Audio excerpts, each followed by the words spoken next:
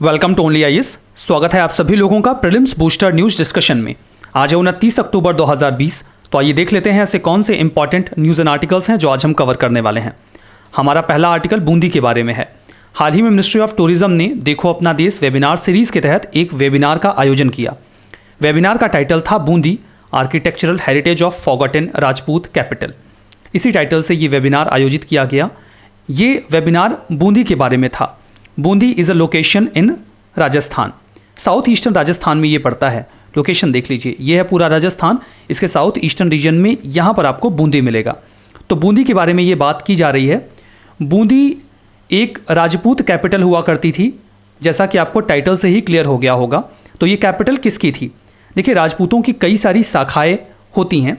तो राजपूतों की ही एक शाखा है चौहान, और चौहानों में एक उप शाखा होती है हाडा। तो हाडा राजपूत राजा जो हुआ करते थे बूंदी में, उनकी राजधानी हुआ करती थी ये बूंदी, मतलब जो वो रूल किया करते थे तो उन्हीं की राजधानी बूंदी हुआ करती थी साउथ ईस्टर्न राजस्थान में। बूंदी को सिटी ऑफ स्टेप वेल्स के नाम से भी जाना जाता है, बिकॉज यहाँ पर आपको कई सारे ऐसे वेल्स मिलेंगे जहाँ पर सीढ़ियाँ मिलेंगी। ब्लू सिटी भी बोलते हैं, छोटी काशी इसलिए बोलते हैं क्योंकि 100 से ज़्यादा टेम्पल्स आपको हाडा कैपिटल के आसपास मिल जाएंगे। लोकेशन आपने मैप में देखी ली। यहाँ का टेम्पल आर्किटेक्चर धीमे धीमे फेज वाइज डेवलप हुआ है। 4 फेजेस में डेवलप हुआ है। मैं आपको बता देता हूँ चारों फेज़ के बारे में। पहले फेज़ में आपको क्लासिकल नागर स्टाइल मिलेगा। 3 टेम्पल स्टाइल्स होती हैं जो प्रोमिनेंट है, नागर, बेसर और द्रविड़, जिसमें से नागर आपको नॉर्थ इंडिया में मिलती है। तो इनिशियल फेज़ में तो नागर स्टाइल ही डेवलप होती है। सेकेंड फेज़ में जो ट्रेडिशनल हवेलीज़ का स्ट्रक्चर होता है उसे नागर स्टाइल में मिक्स कर दिया गया, क्लासिकल नागर स्टाइल में। जो थर्ड फेज़ है उसमें जैन टेम्पल्स बने। जैन टेम्पल्स में इंट्रोवर्ट फॉर्म देखने को मिलता है। इस फॉर्म में हमें जो गेटवेज हैं वहाँ पर तोरण मिलता है, और जो गर्भगृह है उसके ऊपर शिखर मिलता है। फोर्थ फेज़ की अगर हम बात करें तो यहाँ पर रेज प्लेटफॉर्म के ऊपर, यानी कि चबूतरे के ऊपर बने हुए मंदिर मिलेंगे। यूनिक फीचर एक है, यहाँ पर आपको मॉन्यूमेंटलिटी नहीं मिलेगी, स्मारक के फॉर्म में मंदिर नहीं मिलेंगे। किसी ने अपने पिताजी की याद में या किसी की याद में मंदिर बनवा दिया, ये प्रचलन उस समय बूंदी में नहीं हुआ करता था। तो टेम्पल आर्किटेक्चर आपने समझा बूंदी का। कुछ इंपॉर्टेंट प्लेसेस अगर आप बूंदी के देखना चाहें तो आपको फोर्ट्स मिलेंगे, महल मिलेंगे, बावड़ीज मिलेंगी। फोर्ट्स में फेमस है तारागढ़ फोर्ट। इसे राव राजा बैर सिंह के द्वारा 1354 में बनवाया गया था। महल में एक फेमस महल है सुख महल। ये 2 स्टोरीड पैलेस है जो कि आपको जैस सागर लेक के किनारे मिलेगा। यहाँ पर वो छुट्टियाँ मनाने जाया करते थे। राव राजा विष्णु सिंह के द्वारा 1773 AD में बनवाया गया था। रानी की बावड़ी की बात करें तो 50 से ज़्यादा आपको स्टेप वेल्स मिलेंगे, इसीलिए तो इसे सिटी ऑफ स्टेप वेल्स के नाम से जाना जाता है। जो क्वींस स्टेप वेल है, यानी कि रानी की बावड़ी है, ये काफ़ी फेमस है। 1699 में इसे रानी नाथावती, जो कि बूंदी की रानी थी, महारानी थी, उनके द्वारा बनवाया गया था। इसकी इमेज आप यहाँ पे देख सकते हैं। मल्टीपल स्टेयर्स आपको यहाँ पे मिलेंगी। 84 पिलर्ड कैनोटेफ, ये एक प्रकार की समाधि है जिसे 84 कॉलम्स के स्ट्रक्चर के द्वारा सपोर्ट मिलता है। राव अनिरुद्ध के द्वारा, जो कि महाराजा थे बूंदी के, उनके द्वारा इसे बनवाया गया था अपनी नर्स देवा की याद में, क्योंकि उन्हीं के गाइडेंस में, उन्हीं की देखरेख में उनके राजकुमार बड़े हुए थे। तो उनकी मृत्यु के बाद इसे बनवाया गया था। जो अगला आर्टिकल है वो सोफिया के बारे में है। सोफिया का फुल फॉर्म है stratospheric observatory for infrared astronomy. NASA का है ये सोफिया। इसने अभी for the first time confirm किया कि जो मून का सनलाइट सरफेस है वहाँ पर भी पानी है। देखिए, चंद्रयान 1 ने सबसे पहले बता दिया था कि चांद के ऊपर वाटर मॉलिक्यूल्स की प्रेजेंस है, लेकिन चांद का एक हिस्सा ऐसा है जो कभी भी सनलाइट के सामने नहीं आता। तो उसके पोलर रीजन में चंद्रयान 1 ने बताया था कि पानी की प्रेजेंस है। लेकिन अभी ये देखिए, जो एक बिल्कुल साउथ में आपको क्लेवियस क्रेटर दिख रहा है, ये क्रेटर सनलाइट के एम्बेट में आता है। यहाँ पर पानी की प्रेजेंस को डिटेक्ट किया गया है सोफिया के द्वारा। सोफिया है क्या? एक्चुअली में ये एक जेट प्लेन हुआ करता था, बोइंग 747 SP एयरक्राफ्ट हुआ करता था, जिसे बाद में मॉडिफाई कर दिया गया एक ऑब्जर्वेटरी के तौर पर। यह डेवलप किया गया नासा और जर्मन एरोस्पेस सेंटर के द्वारा मिलकर। इसमें एक बहुत ही स्ट्रॉन्ग टेलीस्कोप लगाया गया है जिसकी मदद से ये जो सेलेस्टियल बॉडीज़ हैं उनको डिटेक्ट करता है। ये स्ट्रेटोस्फीयर में 38,000 से लेकर 45,000 फीट की ऊंचाई पर उड़ान भरता है, और वहाँ से जो सेलेस्टियल ऑब्जेक्ट्स हैं उनको देखता रहता है, ऑब्जेक्ट को डिटेक्ट करता रहता है। सोफिया का पर्पज़ ये था कि जो इंफ्रारेड यूनिवर्स है, जिनमें हम इंफ्रारेड की मदद से उन्हें डिटेक्ट कर सकते हैं। इंफ्रारेड देखिए एक ऐसी एनर्जी होती है जिसे आप देख तो नहीं सकते, बट हीट के फॉर्म में फील कर सकते हैं। स्पेस का लगभग हर ऑब्जेक्ट इंफ्रारेड एमिट करता है। उसी को डिटेक्ट करके सोफिया वर्क करता है।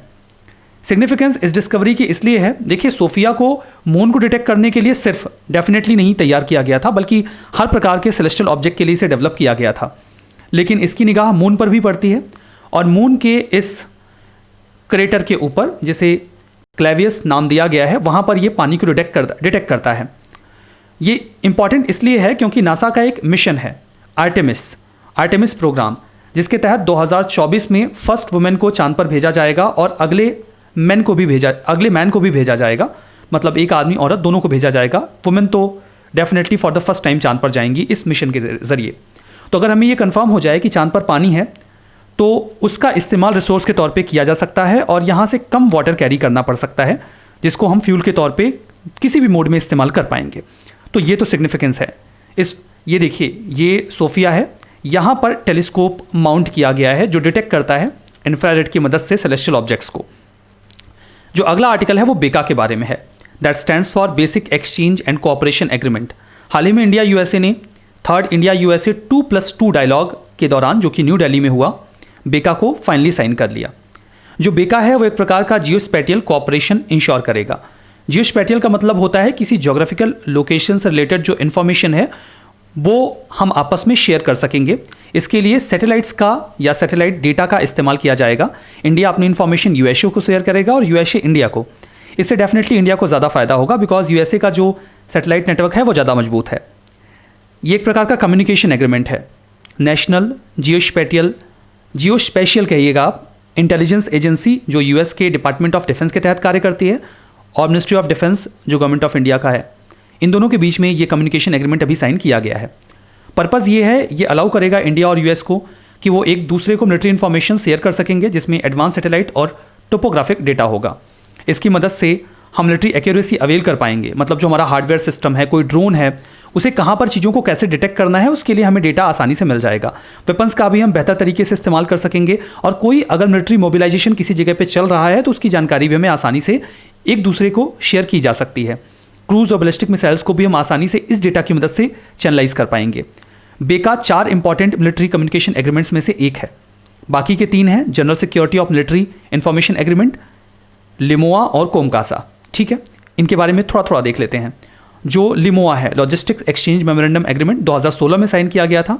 इसकी मदद से हम एक दूसरे की मिलिट्री फैसिलिटीज़ का इस्तेमाल कर सकते हैं रीफ्यूलिंग और रीप्लेनिशमेंट के लिए। जैसे कि यूएसए का कोई फ्रिगेट अगर इंडिया के रूट से होकर गुजर रहा है तो वो इंडिया में स्टे कर सकता है थोड़े समय के लिए, ऐसा ही इंडिया भी कर सकता है।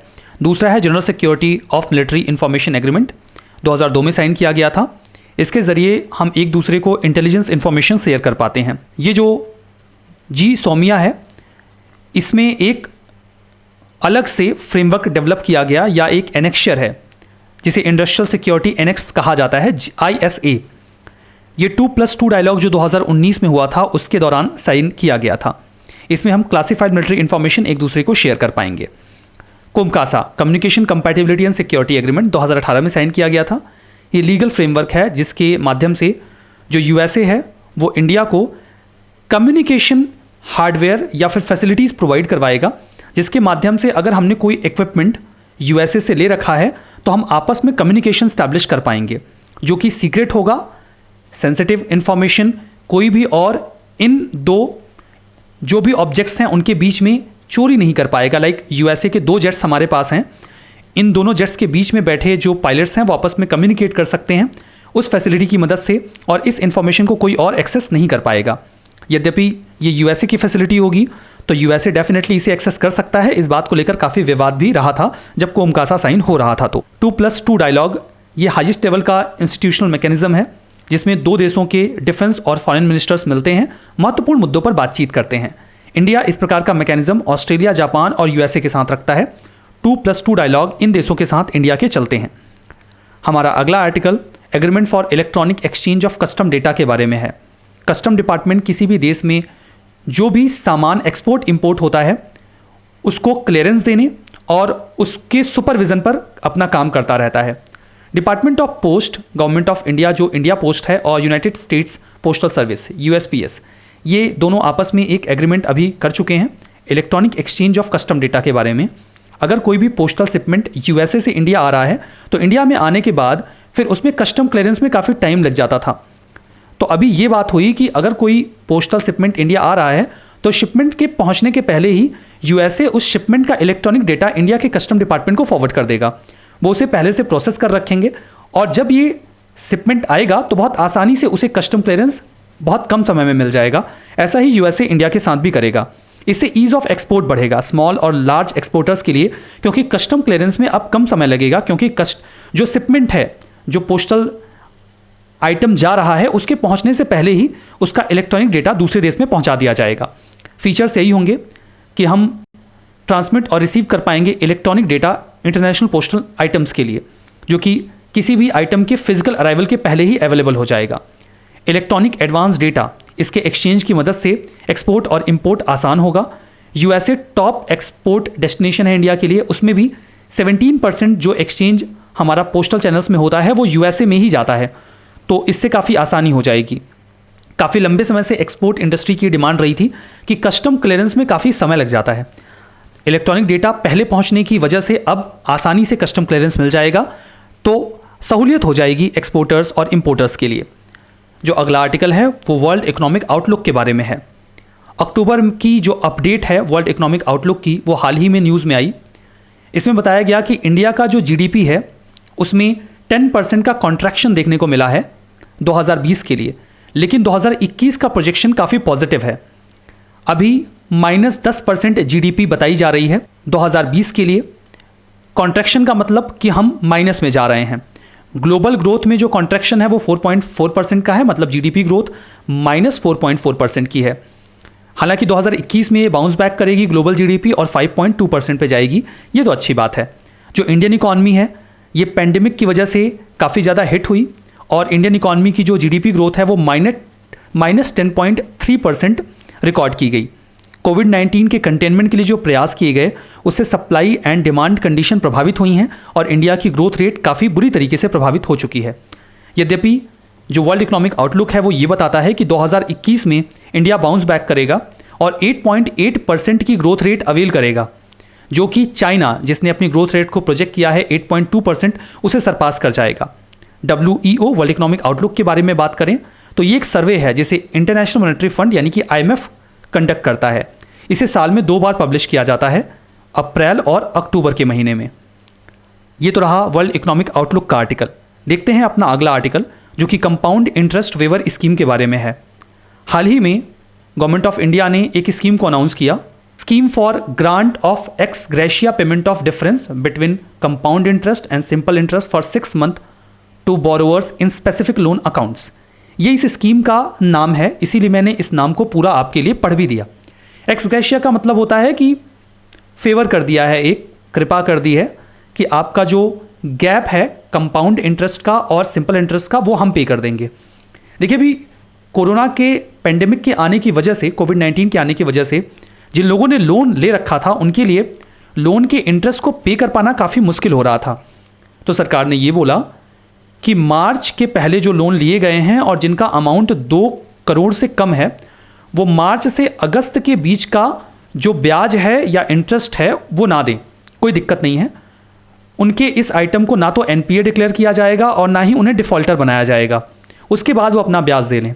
लेकिन जब आप ब्याज नहीं चुकाते हैं तो आपके ब्याज के ऊपर भी ब्याज लगता है। 100 रुपये का आपने लोन लिया जिस पर आपको 10% ब्याज देना है। अगर आपने 10% ब्याज नहीं चुकाया, मतलब 10 रुपये का ब्याज नहीं चुकाया, तो अगली बार जब आप ब्याज चुकाएंगे तो इस 10 रुपये पर भी 10% ब्याज यानी कि 1 रुपये आपको और चुकाना पड़ेगा। यानी कि आपको 110 रुपये नहीं ब्याज सहित बल्कि 111 रुपये चुकाने पड़ेंगे। ये है कंपाउंड इंटरेस्ट यानी ब्याज के ऊपर ब्याज, चक्रवृद्धि ब्याज। तो जिन 6 महीनों में लोन वेवर दिया गया कि आप ब्याज मत चुकाइए, कोई दिक्कत नहीं है, उन 6 महीनों के ब्याज पर चक्रवृद्धि ब्याज भी तो बनेगा और फाइनेंशियल इंस्टीट्यूशंस उसकी मांग करेंगे। इसके लिए कई सारे पिटीशंस डाले गए थे कि इस ब्याज को भी माफ़ कर दिया जाए, लेकिन बैंक्स और फाइनेंशियल इंस्टीट्यूशंस तो राजी नहीं हो रहे थे। तो सरकार ने ये कहा कि कोई बात नहीं है, ये जो चक्रवृद्धि ब्याज है ये हम पे कर देंगे, आपको पे करने की आवश्यकता नहीं है, आप केवल अपना ब्याज पे कर दीजिए। तो अब केवल जिन लोगों ने लोन लिया हुआ है उन्हें केवल सिंपल इंटरेस्ट चुकाना होगा, जो उसका कंपाउंड इंटरेस्ट है, चक्रवृद्धि ब्याज है, वो सरकार अपनी ओर से चुका देगी।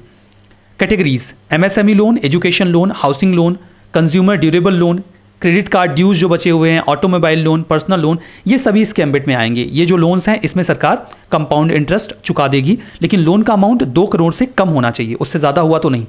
और उनका जो नॉन पेमेंट है उसे एनपीए डिक्लेयर नहीं किया जाएगा और उस इंडिविजुअल को डिफॉल्टर भी नहीं माना जाएगा। ये सारे इंस्टीट्यूशंस इस प्रकार के जो लोन वेवर हैं उसके लिए एलिजिबल हैं। मतलब कोई भी banking company, public sector bank, cooperative bank, regional rural bank, all India financial institution, NBFC, कोई भी हाउसिंग फाइनेंस कंपनी या माइक्रो फाइनेंस इंस्टीट्यूशन, इन सभी को ये सहूलियत दी गई है कि उनकी जो कस्टमर्स का कंपाउंड इंटरेस्ट है वो सरकार अपनी ओर से चुका देगी। हमारा अगला article national conference on vigilance and anti corruption के बारे में है। प्राइम मिनिस्टर ने भी हाल ही में national conference on vigilance and anti corruption को इनॉग्रेट किया। इस कॉन्फ्रेंस को सीबीआई के द्वारा ऑर्गेनाइज किया जाता है।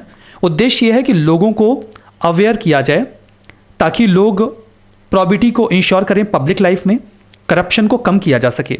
थीम थी vigilant India, prosperous India. CBI एक प्रीमियर इन्वेस्टिगेटिंग पुलिस एजेंसी है इंडिया के लिए, डिपार्टमेंट ऑफ पर्सनल के तहत काम करती है। Delhi special police establishment act 1946 के तहत बनाई गई थी और उसी के तहत गवर्न भी होती है। जो अगला आर्टिकल है वो फेनी ब्रिज के बारे में है। Union road transport minister Nitin Gadkari ji ने अभी अनाउंस किया है कि 1.8 किलोमीटर लॉन्ग जो फेनी ब्रिज बन रहा है, जो कि इंडिया के साब्रूम को बांग्लादेश के रामगढ़ से जोड़ेगा, वो इस साल के दिसंबर में कंप्लीट हो जाएगा। देखिए, ये है साब्रूम जो कि इंडिया में है, मैप में जहां मैं लोकेट कर रहा हूं। यहां पर फेनी रिवर फ्लो करती है और यहां पर नीचे है रामगढ़। तो यहां पर एक ब्रिज बनाया जा रहा है। ये ब्रिज सैब्रूम को रामगढ़ से जोड़ देगा, यानी कि इंडिया को बांग्लादेश से जोड़ देगा। फेनी रिवर के ऊपर ये जो सेतु बन रहा है या जो ब्रिज बन रहा है उसे मैत्री सेतु भी कहा जाता है। ये ब्रिज इंडिया के त्रिपुरा को बांग्लादेश के चिटगांव पोर्ट से जोड़ता है। यहां से देखिए चिटगांव पोर्ट तक आया जा सकता है, जिससे इंडिया को एक अल्टरनेट रूट मिल जाएगा। टाइमलाइन की बात करें तो 2015 में इसे शुरू किया गया था। उस समय हमारे honourable prime minister Narendra Modi ji और बांग्लादेश की प्राइम मिनिस्टर शेख हसीना ने इसे इनॉग्रेट किया था। इस ब्रिज को national highway infrastructure development corporation limited के द्वारा बनाया जा रहा है। फेनी रिवर के बारे में बात करें तो ये साउथ त्रिपुरा डिस्ट्रिक्ट में ओरिजिनेट होती है। साब्रूम टाउन से होते हुए ये बांग्लादेश में एंटर करती है और फिर बे ऑफ बंगाल में गिर जाती है। ये इंडिया बांग्लादेश का बॉर्डर भी बनाती है कुछ जगहों पर, ठीक है। यहाँ पर कुछ ट्रू फॉल्स है, देख लीजिए आप। बूंदी हाड़राजपुर प्रोविंस की कैपिटल हुआ करती थी साउथ ईस्टर्न राजस्थान में, सही है। सोफिया एयरबोर्न ऑब्जर्वेटरी है, नासा और इसरो के द्वारा बनाया गया है, गलत है। जर्मन एरोस्पेस सेंटर इसमें इन्वॉल्व है। World economic outlook world economic forum publish करता है, गलत है। IMF के द्वारा पब्लिश किया जाता है। फेनी ब्रिज फेनी रिवर पे बन रहा है, त्रिपुरा को चिटगांव पोर्ट ऑफ बांग्लादेश से कनेक्ट करेगा, सही है। अगला बेका। बेका लीगल फ्रेमवर्क है जहां पर high sensitive communication security equipment USA India को देगा, गलत है। ये तो कोमकासा के बारे में बात की जा रही है। बेका में सेंसिटिव इन्फॉर्मेशन, जियो स्पेशल इन्फॉर्मेशन शेयर की जाएगी इंडिया और यूएसए के बीच में, तो ये भी गलत है। टेलीग्राम चैनल को आप ज्वाइन कर सकते हैं ओनली आइस नथिंग एल्स के। इसका जो लिंक है वो आपको डिस्क्रिप्शन बॉक्स में भी मिलेगा। इन सभी लेक्चर्स के पीडीएफ्स आपको वहीं पर अवेलेबल मिलते हैं। बाकी ओनली आइस के कई सारे कोर्सेस अवेलेबल हैं video.onlyis.in पर जाकर आप इन्हें एक्सेस कर सकते हैं, या इनके बारे में जानकारी लेने के लिए आप इस मेल पर भी जानकारी इकट्ठा कर सकते हैं एक मेल करके। इस सेशन में यहीं पर रुकेंगे। होपफुली ये सेशन आपके लिए बेनिफिशियल रहा। Thank you very much.